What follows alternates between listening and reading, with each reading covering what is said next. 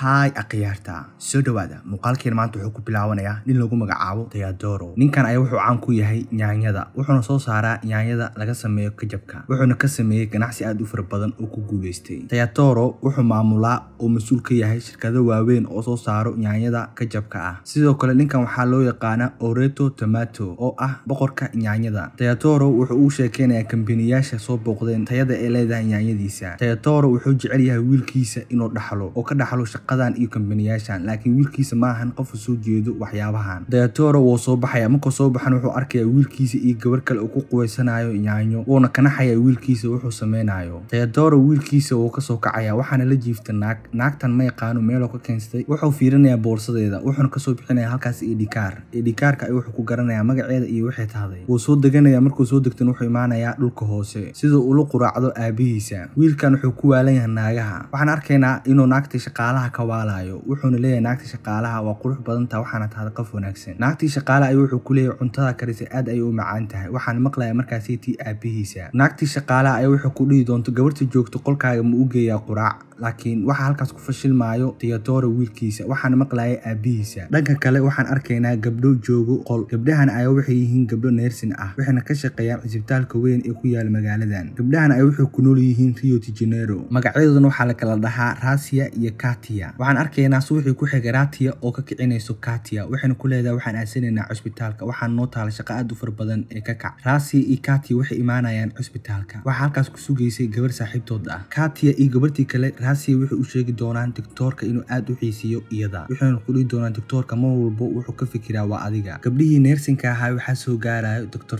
Dr. Victor wuxuu u mahad celinayaa gabdhihii wuxuuna ku leeyahay waxa qabateen shaqo aad u fiican wuxuuna ka codsanayaa Rasia inay u raacdo qaliin oo sameyn rabo Rasia waxay la sameynaysaa qaliinka Victor markay qaliinkii ugu guuleystaan wuxuu u mahadnaqayaa Rasia wuxuuna ku leeyahay waxa qabatay shaqo fiican wuxuuna ka salaaxayaa wajiga wuxuuna u sheegayaa inay tahay gabar aad u qurux badan laakiin hadalkaas waxa ka helayso Rasia waxay kulmayaan asxaabteeda waxayna soo wada raacayaan bas waxay u sheegi doontaa Rasia wax kasta oo ku saabsan doctorka iyo iyada waxayna ku leedahay waxaan rabaa inaan ku barto wax fara badan ee doctorka jecel saas uma haayo asiga la idaneeyo waa hagaag waxaan arkaynaa wax riska bacdi ah Teto oo jiifo meel baraag ah waxaan u imaanay saaxiibkiisa Igor labadan wiil waa laba wiil oo saaxiibo ah oo isku dhinto dhanka kale waxa u maleysaa inay isku yihiin bilcagsi Teto waa nin taajir ah laakiin Igor waa faqiir Igor iyo Teto waxay sameynayaan ciyaar wuxuuna ku leeyahay Igor hadda iga badisid waxaan ku sii doonaa wax kasta aad rabtid waxayna halkaas ku dheelayaan lagdan waxaan lagdanta ku badinaya Teto labadoodu way soo baxayaan waxayna soo qaadanayaan laba faras waxayna ku sheekeysanayaan wadada Igor iyo Teto waxay ka soo bedelayaan fardaha waxayna soo qaadanayaan baabuur qaali ah ayagoo baabuurkii wateen ay waxay soo agmarayaan baskii ay saarnaayeen gabdhaha neersinka ah waxayna ka yaabayaan wiilasha dhalinyarta ee gaariga qaaliga ay wataan dhanka kale Teto wuxuu gaarigu watay si aan caadi ahayn waxaan soo ceersanaya booliis waxay u istaagayaan naagtii booliiska heeday Teto wuu soo deganayaa wuxuu naagtii booliisku leeyahay waxaan sameysan rabaa xaflad dhalasho waxaan kugu casuumay xafladda dhalashada ee iga qalay wuxuuna u sheegayaa dadka imaanaya xafladda inuu ku darayo iyada magaceeda ee hadda ka bacdi imaan karto xafladaas Teto wuxuu leeyahay Igor waxaan rabaa naag walba oo joogto magaaladan inaan ku casuumo xafladeeda ee noqoto xaflad aad u weyn wuxuuna rabaa inuu sameysto dhalasho aad u weyn Teto wuxuu u tagayaa aabihiisa waxaana la socday Igor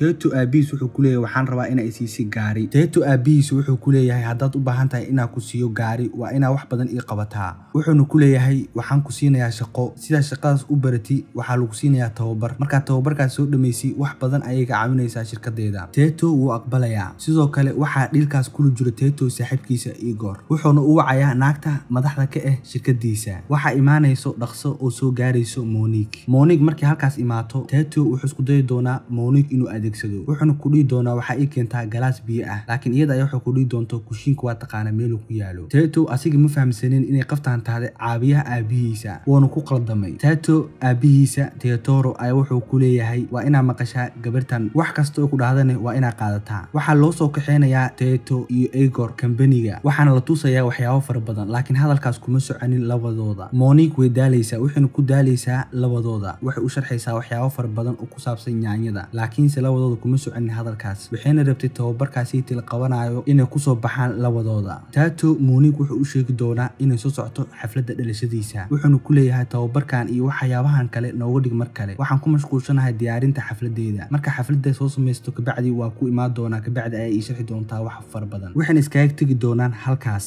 waa hagaag waxaan arkaynaa magaaladii dhan oo camiran waxaan u camiran tahay xafladda dhalashada Teto. Waxaa halkaas ku imaadeen fanaaniin waxaana dheelayay Teto iyo asxaabtiisa. Waxaa halkaas sidoo kale imaanaya Rasia, Paolo iyo Katia. xafladda waxaa soo gaaraya Igor. Igor waxaa laga celinayaa albaabka waxaana ka celinaya waardiyaha. Wuxuu ku leeyahay waardiyaha magacii ka fiiri meeshan. Wuxuu u sheegayaa magaciisa. Waardiyuhu wuxuu ka weynayaa meesha magaciisa. Laakiin kor wuxuu ka arkayaa saaxiibkiisa Teto. Teto ayuu u wacayaa. Teto markuu uu imaado wuxuu ku leeyahay saaxiib waxaan ilmaamay magacaaga. Kumana darin magacaas aan qoray ee iga raali noqo. Wuxuuna ka soo fasaxayaa waardiyihii. Teto Igor wuxuu bari doonaa gabar lagu magacaabo Salmo. Laakiin isla markii Salmo asiga ayaa la sheekaysanaya Janis wuu sii weynaa Igor. Igor wuxuu iskaga tegayaa halkaas. Igor wuu xanaaqayaa waxaan u imaanay saaxiibkiisa Teto. Igor oo xanaaqsan ayaa wuxuu ku dhahay gabarta ay bartay isla markii waa ku dhagsatay. Midda kalena iguma casuumin xafladan. Waxa iska dhigaysaa qof ilaaway. Laakiin wax kasta wixii ka haayeen kas. Sidoo kale wuxuu ku leeyahay wax kasta waxa uu sameeyay lacagta waxaana ka badatay lacagta. Waxa xanaaqaya Teto wuxuuna ku leeyahay waxaan ku siinayaa dharkayga wuxuuna u bixinayaa jaakadiisa qaaliga iyo koofidiisa. Wuxuuna ku leeyahay hadaarti dharkan qaaliga qaado. Teto oo xanaaqsan wuxuu ka soo tagayaa halkaas. Wuxuuna isleeyahay saaxiibka hadduu ku qancay dharka qaaliga soo siisay uu soo tag. Waxa bilaabanayso ciyaartan oo lagu magacaabo ciyaarta la isku tuuriyeeyo yaanyada. Gawaari meesha joogta ay waxay daadinayaan yaanyo. Qof kasta yaanyada ay soo qabsanaysaa waxayna ku tuuraysaa qof kasta uu u dhow. Teto si shir ah ayuu wuxuu ku tuuray yaanyadii gabadho halkaas joogay. Gabartaas oo aheeday Rasia. Teto iyo waxa isbar doono Rasia. Intii sheekaysanayeen waxay arkaysaa saaxiibteeda Katia oo nin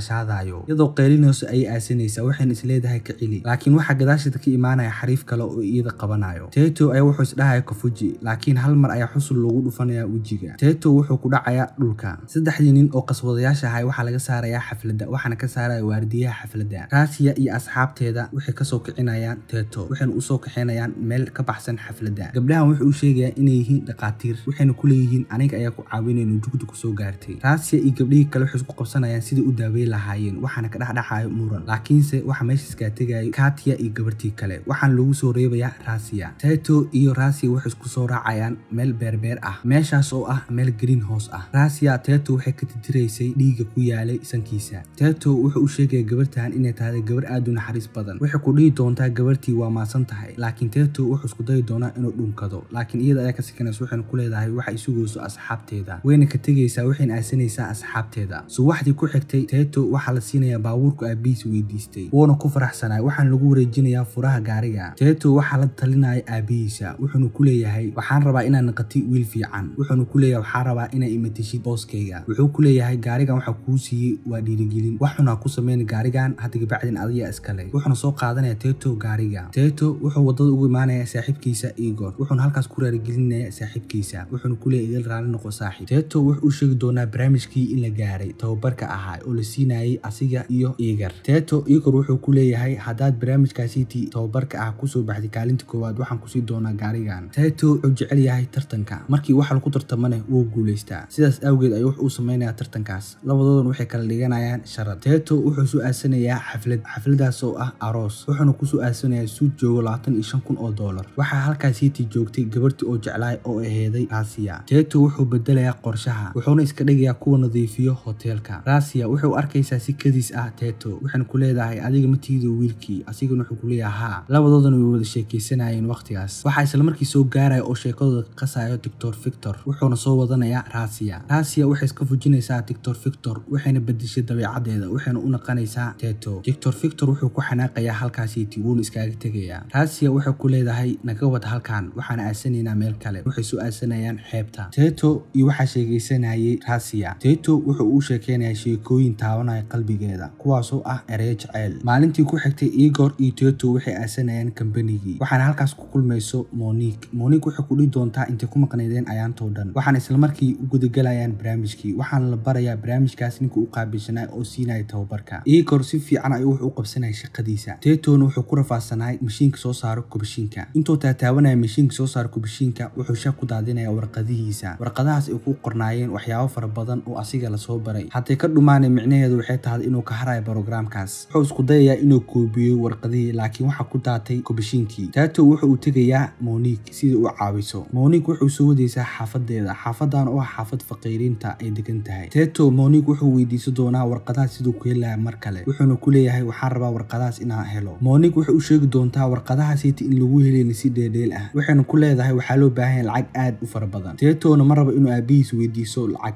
Monique wuxuu u sheegi doontaa waxyaabo waxyaabo fara badan waxayna ku dhigi doontaa waxaa xanuunsan walaasheeda iga weyn waxaan rabaa in loo qaado dhakhtarka ama la caabiyo. Taatu asigoo isdhibin ayuu wuxuu u tegayaa Rasia wuxuuna ku leeyahay waxaa rabaa inay caabisi wuxuuna ku leeyahay waxaa xanuunsan gabar meel faqiiriin ah degan waa ina u tagtaa oo soo caawisa wuxuuna soo wadayaa Rasia waxay imaanaysaa xaafadda Monique waxayna ka qaadaysaa Tasty Monique walaasheeda. Rasia Monique wuxuu u sheegaysaa inay u baahan tahay gabartan daawooyin fara badan daawooyinkaas oo ah lacag qaali ah laakiin Monique wuxuu u naqanaysaa Tato waxayna ku leedahay waxaa loo baahan yahay lacag aad u fara badan. Tato marabiyo asiga inuu ka hariyo tababarka waxayna sharad wada galeen saaxiibkiisa Igor sidoo kale wuxuu rabiyaa aabihiisa inuu qanciyo sidaas awgeed wuxuu siinayaa gaariga la soo siiyo aabihiisa soo siiyo furahaysa wuxuuna ku leeyahay waxaa ku siinaya gaarigan soo gada daarti. Monique way farxaysaa waxayna xabsiinaysaa Rasia iyo Tato way soo lugeynayaan waxayna ku soo lugeynayaan wadada. Tato wuxuu u mahadnaqi doonaa Rasia wuxuuna ku dhihi doonaa waxaa ii qabatay shaqo aad u fiican. Subaxdii waxa hurdo ku daahayo Tato waxaana u imaanaya Igor iyo Monique wuxuu ku leedahay waxaa loo baahan yahay inaad aasatid tababarka ciyow waxayna ku leedahay haddaa u baahanta inaad warqadahaas heshid waa inaad ciyow u tagtaa meeshaas. Tato wuu kacayaa waxaana warqadihii usoo dirtay Monique wuxuuna daawacanayaa warqadihii waxaa dib ugu bilaabanayo tababarkii. Tato wuxuu kusoo naqanayaa Monique waxayna siinaysaa Monique waxyaabo badan oo farsamo ah oo ku saabsan yaanyada. Maalintii ku xigtay wuxuu u naqanaa tababarka waxaana la tusayaa si loo sameeyo kajabka. Tababarkaas siinaysay gabar lagu magacaabo Alana. Tato wuxuu kusoo naqanayaa mar kale Monique wuxuuna leeyahay waxaan ka bartay wax far badan sidoo kale ii sheeg waxyaabo kale. Monique waxay baraysaa farsamooyin kale oo ku saabsan yaanyada waxayna baraysaa sidoo kale sida loo ciyaaro. Tato dheesha ay soo bartay Monique kuma qasaarin habeenkii wuxuu lahaa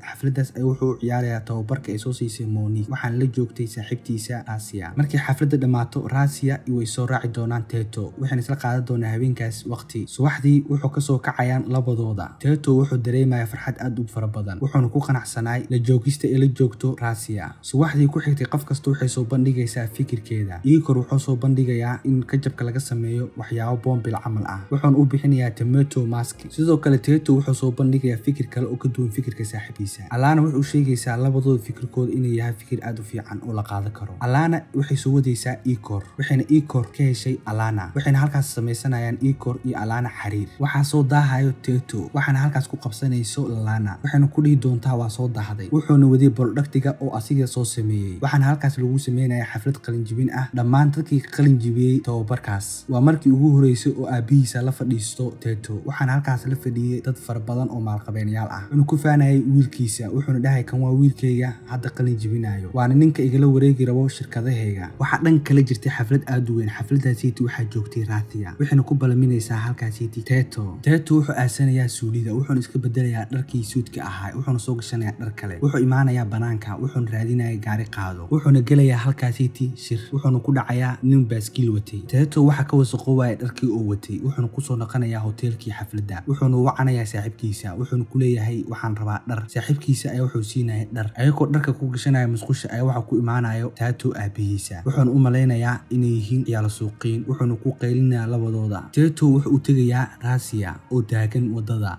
waxayna halkaas ku sugaysay muddo fara badan way xanaaqaysaa Rasia waxayna ku leedahay iska kay dhaaf nolosheedana meeshan ugu har. maalintii ku xigtay Tato waxa ku qaylinayo aabihiisa wuxuuna ku leeyahay waxaa naqatay ciyaal suuq. Tato wuxuu u tegi doonaa Monique sidoo kale Monique way ku xanaaqsanaysay Tato wuxuu ka soo tegi doonaa Monique wuxuuna soo raadi doonaa Rasia oo baxayso. Tato wuxuu raali geli doonaa Rasia wuxuu ku dhihi doonto waa soo daahday waxayna ka raacaysaa bas. Tato wuxuu ugu dabakorayaa baska waxayna ku leedahay waxaan aasanayaa program marka soo noqdo ayaan is arkaynaa. maalintii ku xigtay shirkadda waxay qabanaysay xaflad waxaana la shaqaalaysiinayaa Tato iyo Igor waxaana loogu subcinayaa halkaasiiti waxaa la siinayaa mikrofonka Igor wuxuuna ka hadlayaa halkaas. maalintii ku xigtay wuxuu imaanayaa xaafadda Monique xaafaddan waxaa ka jirtay xaflad waxaana xafladda loogu sameynaya oo lagu hambalyeynaya Tato waxaana xafladaas ku sugnay aabihiisa iyo saaxiibkiisa Igor. sidoo kale xafladaas waxaa kaba qaabisay Monique waxa uu mahadnaqayo aabihiisa shaqada uu qabtay Tato. waxaa sidoo kale meeshaas imaanayso Rasia waxayna ku naqanaysaa Tato kadis.